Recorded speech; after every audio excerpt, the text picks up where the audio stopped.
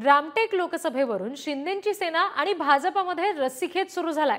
रामटेक मतदारसंघामध्ये भाजपचा खासदार असावा अशा पद्धतीचं वक्तव्य नागपूर ग्रामीणचे भाजप अध्यक्ष सुधाकर कोहळे यांनी केलेलं आहे। रामटेक लोकसभेसाठी भाजपकडून जोरदार तयारी सुरू आहे असं समजतंय। 4 महिन्यापासून प्रचंड तयारी करतोय। 1566 गावं आम्ही अशी काढल्या जिथे भाजपचा अध्यक्ष करतोय।